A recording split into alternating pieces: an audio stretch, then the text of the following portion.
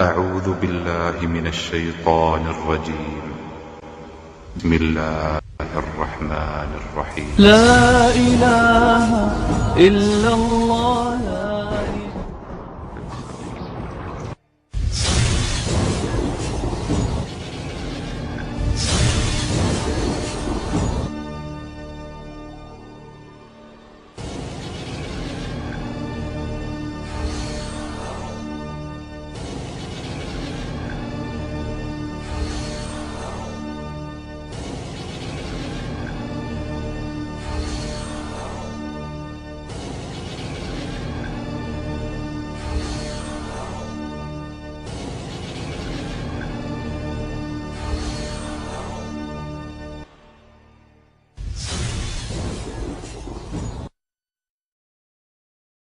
بسم الله الرحمن الرحيم.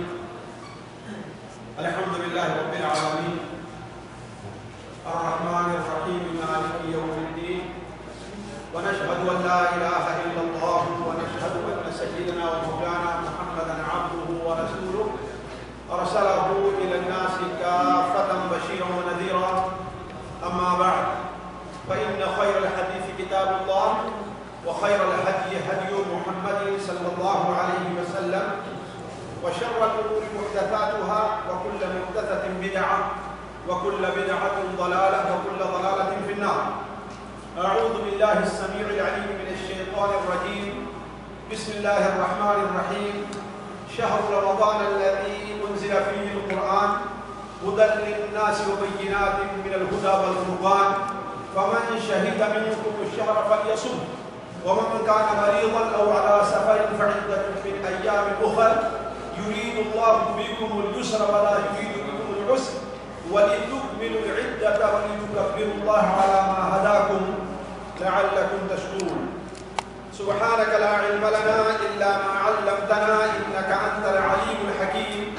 رب اشرح لي صدري ويسر لي أمري، واحلل عقدة من لساني يفقه قولي، واحلل عقدة من لساني يفقه قولي.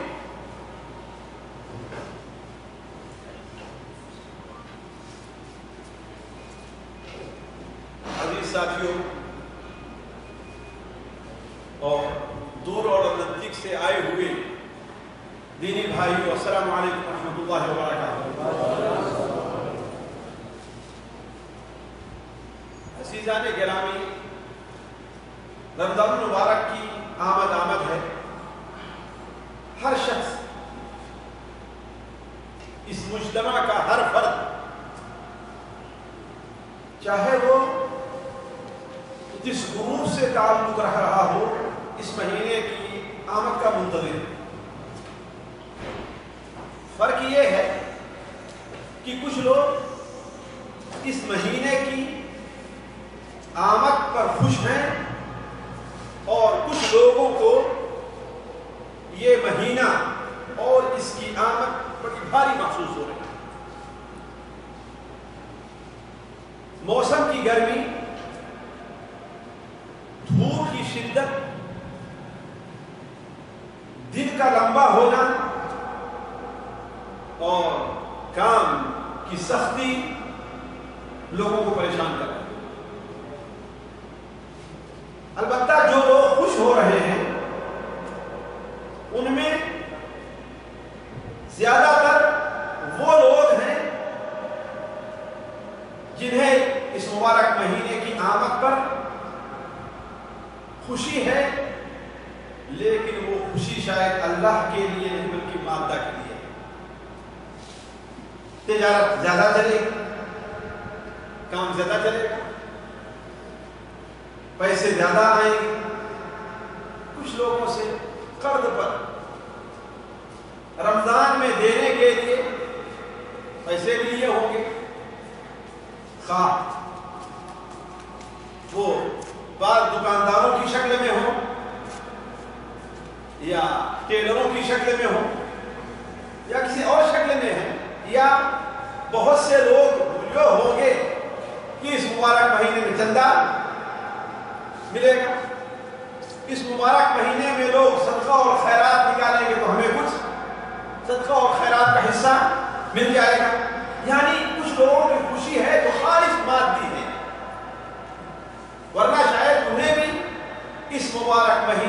آمد پر ایک خوف سا لگا رہتا ہے. ہاں اللہ کے کچھ بندے یقیناً ایسے ہیں اور ضرور ہیں جنہیں اس مبارک مہینے کی آمد پر خوشی اس لیے ہے کہ جس طریقے سے اللہ تبارک و تعالیٰ نے اللہ تعالیٰ نے دنیا کے تاجروں کے لیے موسم رکھے ہیں. عید کا موسم ہو, شادی بیاہ کا موسم ہو, یا یہاں سے چھٹی ہو اور چھٹیوں میں لوگوں کے اپنے ملک جانے کا موسم ہو, تو کپڑے یا دوسرے قسم کے بیوپاری تاجر لوگ بڑے خوش ہوتے ہیں کہ دکان اچھی چلے گی. یا بقالے والے ہوں, ان کی خوشی رمضان کی آمد پر ہے کہ لوگ غیر رمضان میں بہت سی ایسی چیزیں جو انہیں کھانا نصیب نہیں ہوتا اور کبھی بھی نہیں خریدیں گے, پورا رمضان گزر جائے گا لیکن رمضان میں ضرور خرید کر کے لائیں گے, ہے کہ نہیں؟ رمضان میں خرچہ بھی گھر کا بڑھ جایا کرتا ہے, جہاں آمدنی بڑھتی ہے تو خرچہ بھی بڑھتا ہے. تو اسی طریقے سے اللہ تبارک و تعالیٰ نے آخرت کے تاجروں کے لیے بھی موسم رکھے. آخرت کے تاجروں کے لیے اللہ تعالیٰ نے موسم رکھے کہ موسموں میں وہ کوشش کر کے, محنت کر کے, وقت زیادہ لگا کر کے, پیسے زیادہ خرچہ کر کے آخرت کے لیے کچھ چیزیں جمع کر رہے. تو یہ رمضان مبارک کی آمد ہے. اولاً تو ہم اپنا محاسبہ کریں ساتھیوں, یہ بڑا اہم نقطہ ہے. ہم اور آپ اپنا محاسبہ کریں ہر جگہ. بل الانسان علی نفسه بصیرہ ولو القى معاذیرہ. ہر انسان اپنے بارے میں اچھی طرح جانتا ہے, اگرچہ زبان سے عذر اور بہانے تلاش کرتا ہے, لیکن ہر شخص اپنے بارے میں کیا ہے اچھی طرح جانتا ہے. تو ہم میں کا ہر شخص محاسبہ کرے کہ آیا اس مہینے کی آمد پر وہ خوش ہو رہا ہے یا کہ وہ پریشان ہے. اگر پریشان ہے تو اس کا مطلب ہے کہ اس مہینے کی آمد سے پہلے اسے اپنے ایمان کا محاسبہ کرنا چاہیے کہ آخر اسے پریشانی کیوں ہے. کیوں؟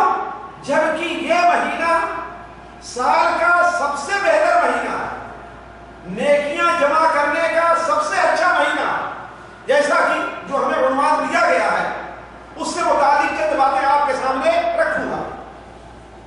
تو وہ محاسبہ کرے کہ آخر اسے پریشانی کیوں ہے, کیوں پریشان ہونا, جبکہ اس کی آمد پر خوش ہونا چاہیے. آخر وہ بھی تو انسان تھے. امام ابن رجب رحمہ اللہ اپنی کتاب لطائف المعارف میں لکھتے ہیں کہ سلف کا طریقہ یہ تھا, خصوصاً تابعین کا, کہ 6 مہینے تک رمضان کی آمد کی دعا کرتے تھے کہ اے اللہ تبارک و تعالیٰ مجھے اس مبارک مہینے تک پہنچا دے. بلکہ شعبان کا مہینہ آتے ہی وہ رمضان کی تیاریاں شروع کر دیتے تھے. کس چیز کی تیاریاں؟ کہ 1 2 3 4 قسم کے شربت خرید کر کے لے آ رہے ہیں, چنے خرید لیں, بیسن خرید لیں پکوڑے کے لیے. آج کل مشکل یہ ہے کہ اس دنیا کے تاجر بھی سب سے زیادہ سر کس مہینے میں لگاتے ہیں؟ شعبان کے مہینے. دیکھ لیجیے جا کر کے آپ. اور دنیا کے تاجر اور ان کے ایجنٹ شہروں دیہاتوں میں دوڑنا شروع کر دیں گے. ویلفیئر سوسائٹی میں جائیں گے, جمعیہ خیریہ میں جائیں گے, امام مسجد کے پاس جائیں گے کہ ہاں بھائی ہمارے یہاں پانی کی یہ آفر ہے اور فراخیر کی یہ آفر ہے اور اس کی یہ آفر ہے. حتیٰ کہ اب تو ثلاجات اور فریزر کی بھی آفر آنی شروع ہو گئی رمضان کے مہینے میں. تو عرض کرنے کا مقصد ہے کیا, وہ لوگ جو تیاری کرتے تھے کس چیز کے لیے, ان کی تیاری جو ہوا کرتی تھی کہ شعبان کے مہینے میں نبی کریم صلی اللہ علیہ وسلم کی سنت کے مطابق کثرت سے روزہ رکھتے تھے. کیوں؟ وجہ کیا؟ وجہ کیا؟ میں بتاؤں ابھی 2 یا 3 سال پہلے جب ہلکی سی بھی رمضان میں گرمی، اس سال بڑی گرمی ہے لیکن پر سال اس سے کم گرمی تھی، اس سے پہلے اس سے کم گرمی تھی، تو گرمی سے شروع ہونے لگی تو بچے بیٹھے اور کہتے ہیں کہ سب کے اوپر روزہ بھاری پڑے گا لیکن ابو کے اوپر روزہ بھاری نہیں پڑے گا. کیوں بھائی؟ وجہ کیا ہے؟ وجہ کیا ہے کہ جو آدمی روزہ رکھنے کا عادی ہوگا اس کے اوپر روزہ بھاری. تو صحابہ کرام کثرت سے شعبان میں اور مہینے کے مقابلے میں کثرت سے روزہ رکھتے تھے، جیسا کہ نبی صلی اللہ علیہ وسلم کی سنت. کس لیے؟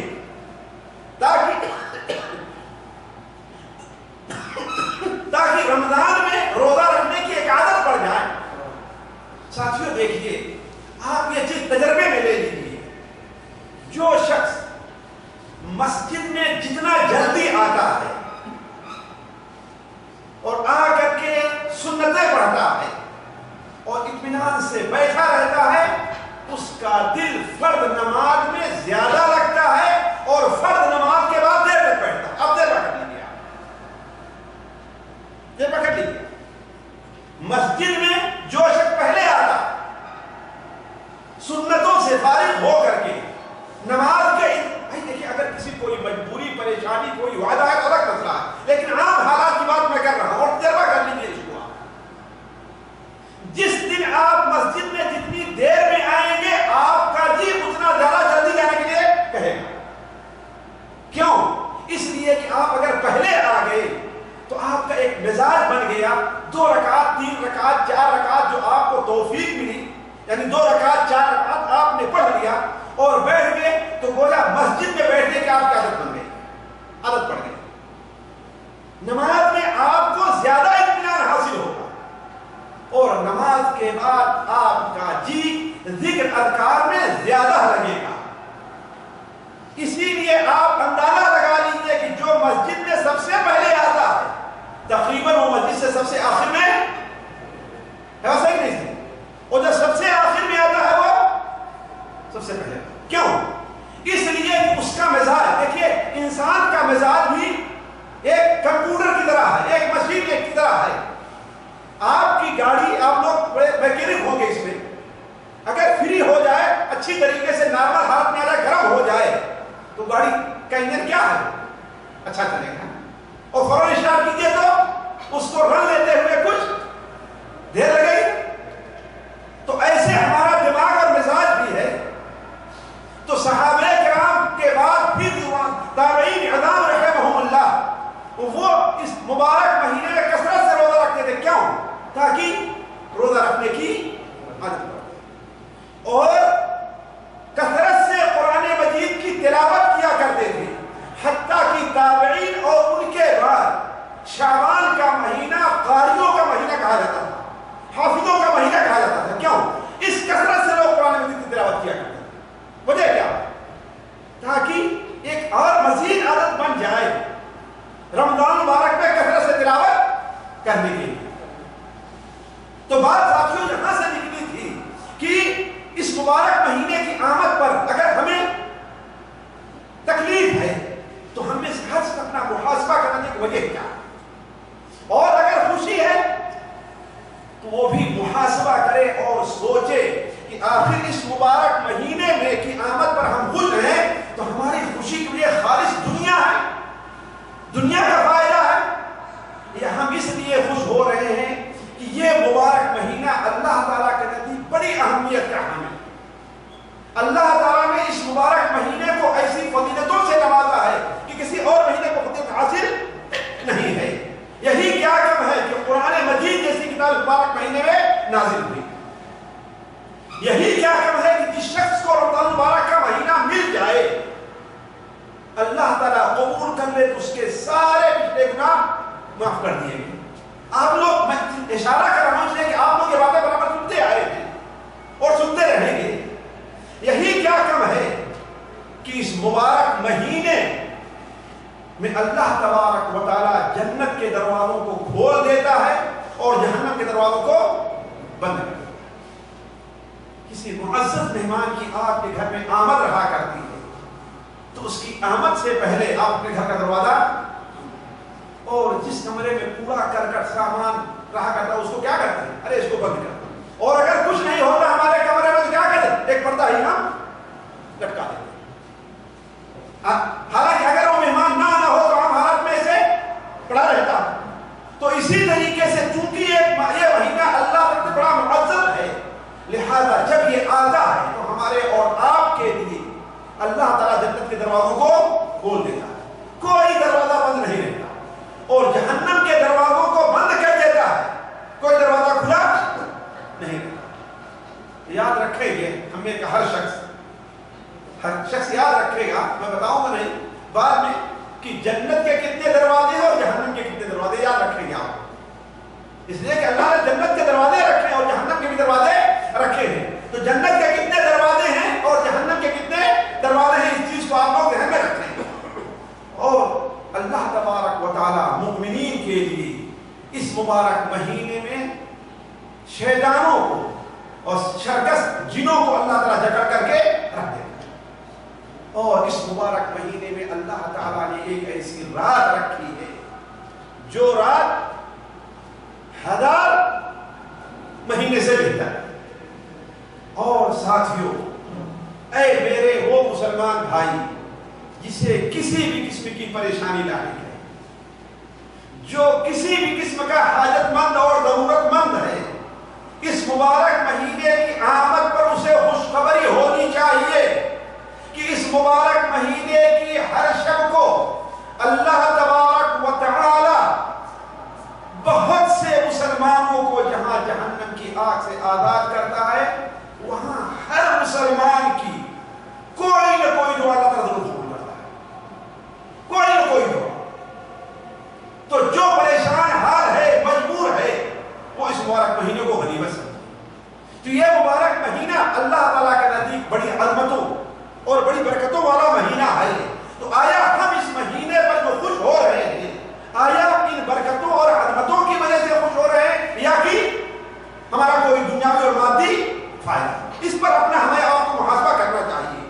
دوسری چیز ساتھیوں، اس مبارک مہینے کے اندر کچھ کام ہیں جو ہمارے اور آپ کے لیے مشروع ہیں. اس میں سے پہلی چیز کیا ہے؟ رمضان مبارک کا روزہ ہے. ہر شخص جانتا ہے.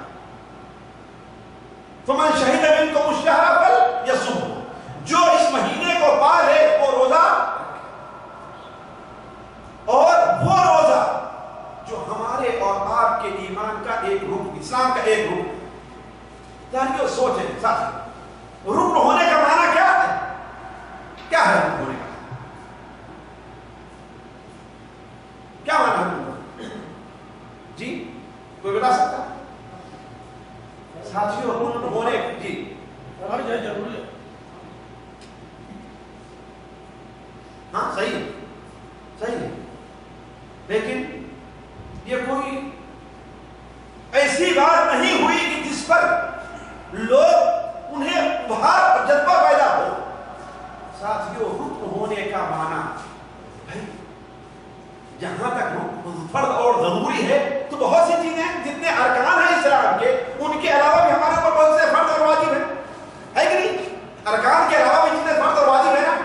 لیکن رکن ہونے کا معنی کیا؟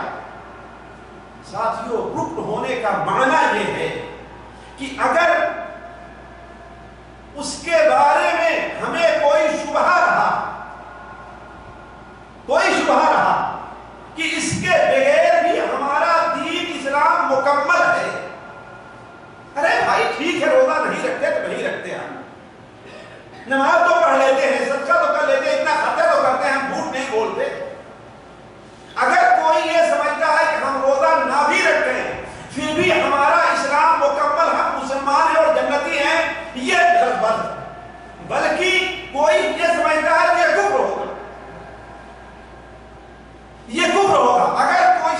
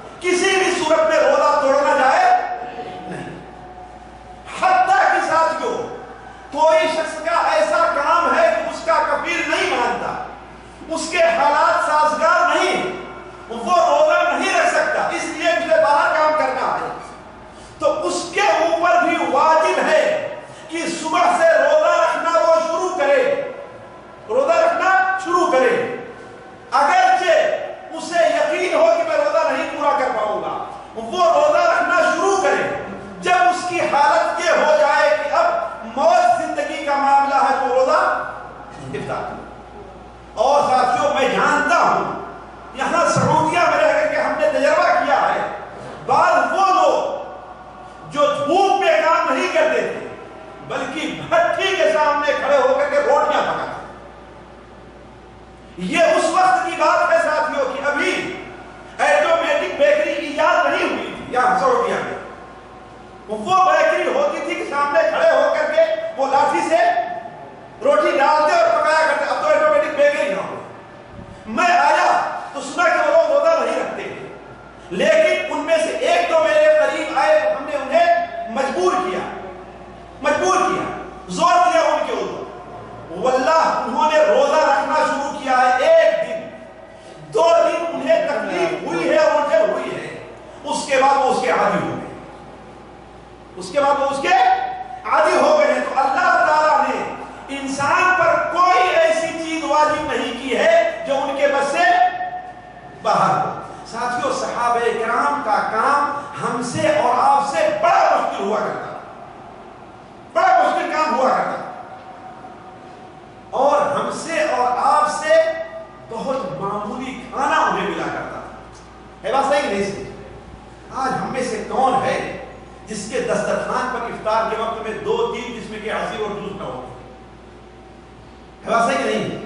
چنا الگ سے بنتا ہے، پکوڑا الگ سے بنتا ہے، سموسے الگ سے بنتے ہیں، حتیٰ کہ آپ اگر مسجد میں افطار کرنے الگ اس وافر بھی اتنا وافر مقدار میں رہتا ہے کہ ہم اور آپ پورا نہیں کر پاتے، بلکہ دسترخوان پر اتنا سامان چھوٹ جاتا ہے کہ ایک بار اور اس سے روزہ افطار کر لیں، ہے بات صحیح نہیں ہے؟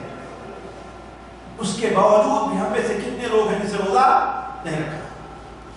اور صحابہ کرام صرف ایک حدیث سنن ابو داؤد کی سنتے چلیے، میں دیکھ رہا ہوں کہ بات لمبی ہوتی جا رہی ہے، کرنا تھا وہ بات شاید میں نہ کہہ پاؤں، اس لیے مختصر کرتا ہوں۔ سنن ابو داؤد کی ایک روایت، ایک صحابی ہے قیس ابن ربزہ یا ربزہ ابن قیس، شروع میں جب روزہ فرض کیا گیا تو یہ پابندی تھی کہ افطار کے بعد جب تک آپ سوتے رہیں چاہے جتنا کھائیں اور پییں، اور اگر آپ سو گئے تو پھر اب آپ کے لیے کھانا اور پینا جائز نہیں، جب تک جگ رہے ہیں آپ کھائیے اور پیجیے، لیکن سو گئے تو اب آپ کے لیے کھانا اور پینا نہیں ہے۔ اور ہمارے لیے چاہے 10 بار سو کر کے اٹھیے، اگر ہم رات میں نہیں سوتے ہیں، اگر رمضان کی راتوں میں ہم سوتے نہیں ہیں عام طور پر لوگ، لیکن یہ تھا کہ ہم چاہے 10 بار سوئیں اور جاگیں، لیکن فجر طلوع ہونے سے پہلے ہمیں اور آپ کو کھانے کی اجازت ہے۔ وہ صحابی رضی اللہ تعالیٰ عنہ دن بھر کھیت میں کام کرتے، دھوپ کا زمانہ تھا، گھر میں شام کو آتے ہیں تو اپنی بیوی سے کہتے ہیں کہ کچھ روزہ افطار کرنے کے لیے ہے، کھانے کے لیے ہے، چاہے پانی وغیرہ پی کے روزہ افطار کر دیا لیکن کچھ کھانا چاہیے۔ بیوی نے کہا کہ ابھی تو میرے پاس کچھ تیار رہی ہے، آپ ذرا انتظار کیجیے میں انتظام کر دیں۔ وہ بیچاری کسی دوسرے گھر میں پڑوس میں گئی، ہاں بھائی فلاں صاحب رمضان کا روزے سے ہیں، ذرا کچھ جب لے کر کے آتی ہے تو اتنی دیر میں کیا کرتی ہے کہ ان کی آنکھ لگتی ہے، کس کی؟ حضرت قیس ابن ربزہ کی، ربزہ ابن قیس رضی اللہ تعالیٰ عنہ، ان کی آنکھ لگتی ہے۔ اب بی بی پہنچتی ہے گھر میں تو اپنا سر پیٹنا شروع کیا، کہ کیا کیا آپ نے؟ دن بھر بھوکے اور پیاسے رہے ہیں اور کل پھر روزہ ہے، آپ کیا کریں گے؟ لیکن چونکہ ایمان تھا لہذا اسی حالت میں دوسرے دن کا بھی روزہ رکھ دیا، اسی حالت میں، اور کھیت میں کام بھی کرنے گئے، یہ نہ کہیں کہ ہاں بھائی ہمارا کام مشکل ہے، وہ کھیت میں کام بھی کرنے گئے، صرف ابھی دوپہر ہو پایا تھا، بھوک اور پیاس کی تاب نہ لا کر کے